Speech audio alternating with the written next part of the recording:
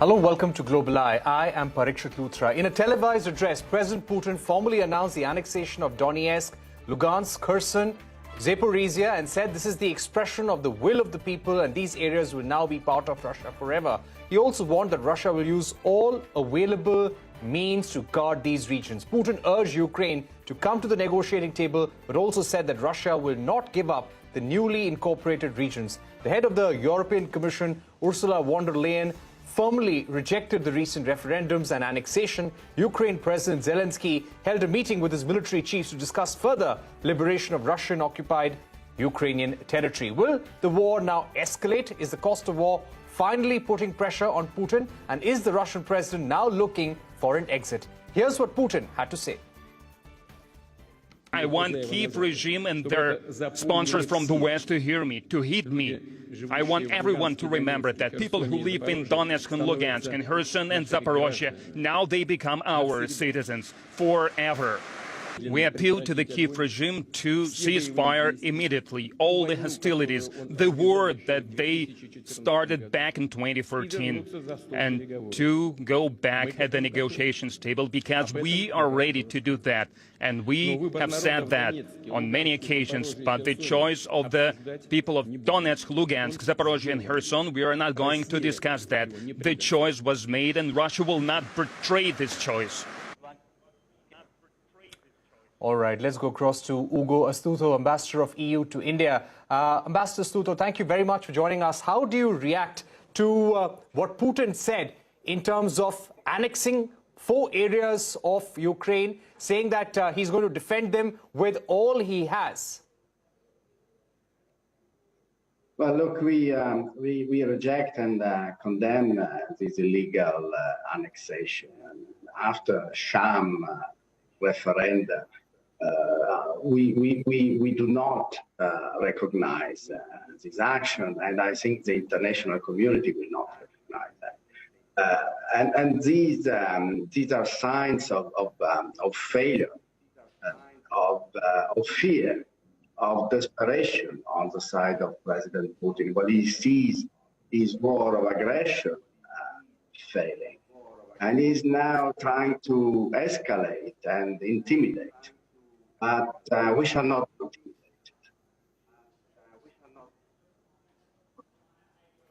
Right.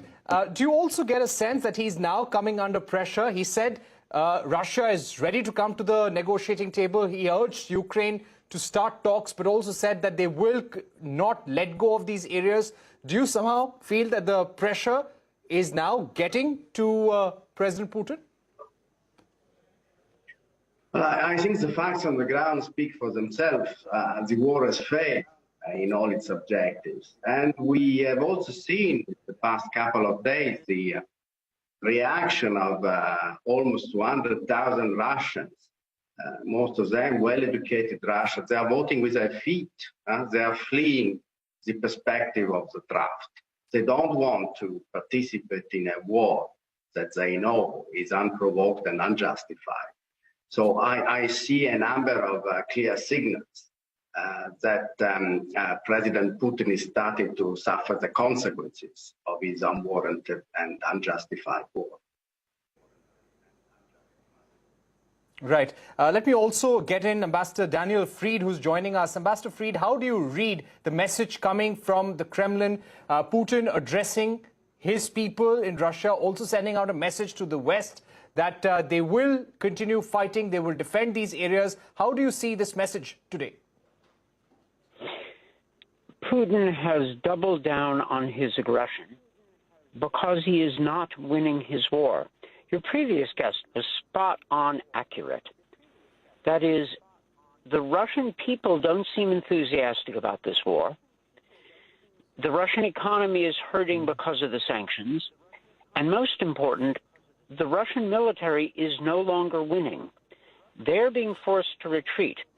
So faced with bad news on the battlefield, bad news in the economy, and social resistance to his war, Putin is doubling down. His offer of negotiations to the Ukrainians is no offer at all. It's a demand for their surrender. It's not clear that Putin can hold these territories. So right now, the best play for the world is to push back on Putin.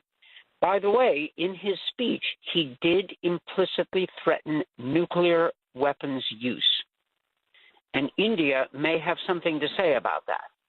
I thought that Mr. Modi was quite strong in Tashkent the other week, noting that Putin needs to find a way to peace. That's my paraphrase.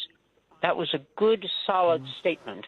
And I think that India can play an important role in convincing Putin to stand down if he can. But the world, whatever it does, should not accept Putin's aggression. We should keep pushing back. Right. That's an important statement that you made. I was about to come to that, Ambassador Fried.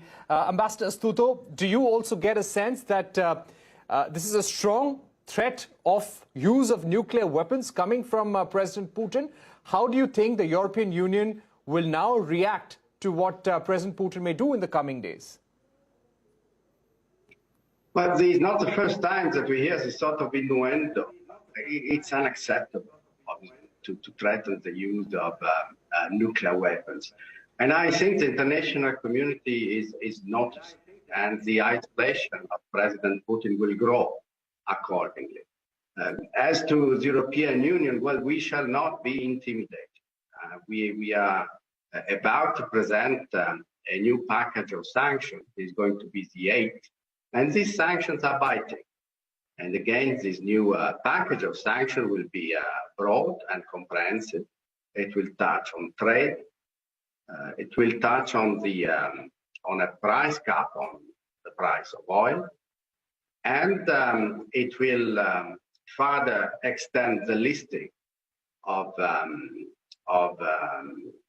persons directly accountable for the Russian war of aggression. So the reaction of the European Union and its friends and partners in NATO and beyond is very clear. We shall continue to support Ukraine.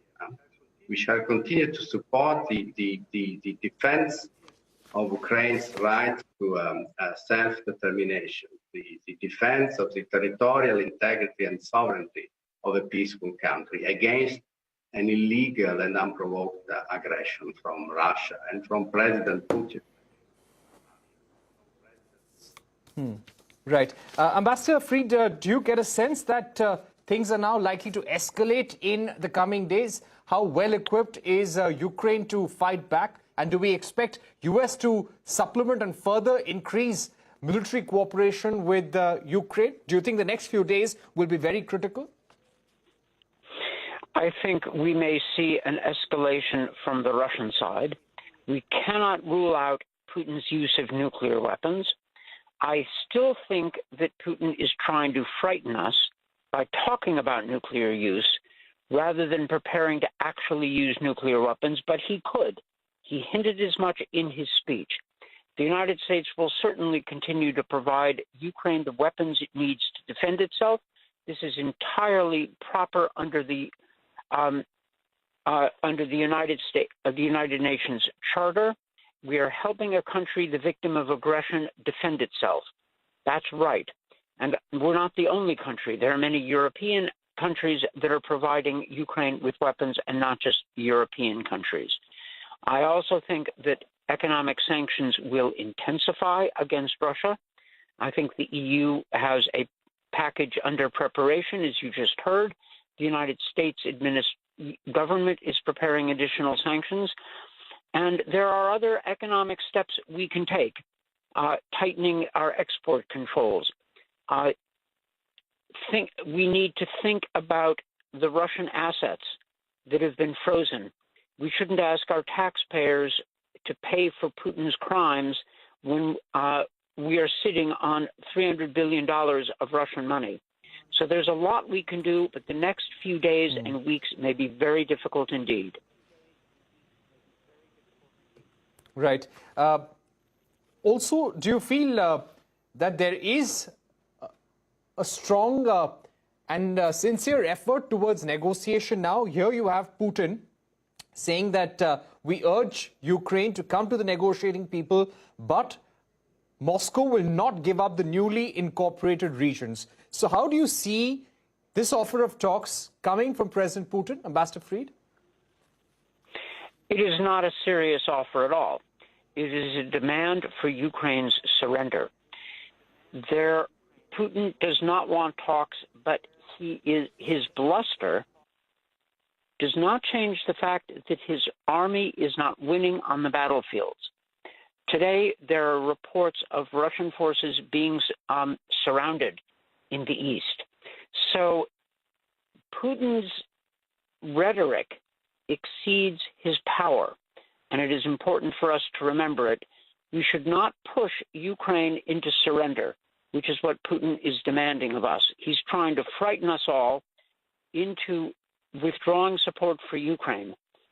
I see a grim situation, but to give in to Putin's nuclear blackmail now would mean inviting worse aggression to come.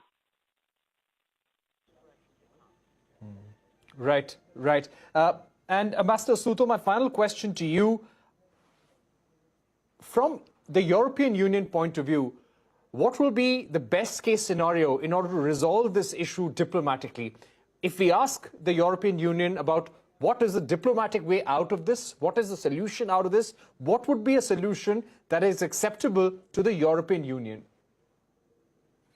Well, look, what I can say is that this is a war started by President Putin, and that President Putin can end it. What he needs to do is to withdraw, to cease hostilities, withdraw its troops without conditions, and accept the fact that Ukraine has a right to exist, and has a right to exist within its internationally recognized borders.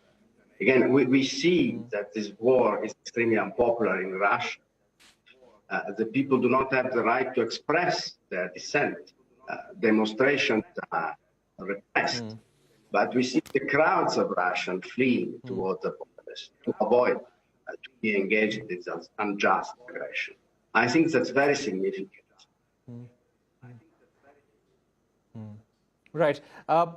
Ambassador Fried, to just come back to you once again, is the U.S., does the U.S. have a clear strategy now when it comes to dealing with President Putin? Now that the speech has been made by the Kremlin, what will be some of the next possible steps which we could see from the Biden administration? I think we will see today, in the next few hours, a denunciation of the speech and a reaffirmation of U.S. support for Ukraine in its fight, really, for its national existence. I'm fairly confident we'll see that reaction within the coming hours. More broadly, I think you will see publicly announcements of our intention to continue supporting Ukraine militarily and intention to increase the economic pressure on Russia. I think privately you will also see the Americans talking to major democracies and nuclear powers. I think they will speak with India, and I think they should, about sending the message to Putin that use of nuclear weapons will result in a very strong reaction from the world, not just the United States, not just the West. I think Putin needs to hear the message from responsible countries that the use of nuclear weapons is not open to him. That's a tough message, and it needs to be delivered by all of us. Right. All right. Thank you very much, Ambassador Fried and Ambassador Astuto, for joining us here on Global Eye. We are going to take a short break, but when we return, we are going to be discussing the Brazilian election. There has been a lot of violence and tension in the run-up to the election. Remember, Jair Bolsonaro is lagging behind in the opinion polls, and there is a possibility that he may not go out easily if voted out. We'll get you more on that presidential election on Global Eye after a break.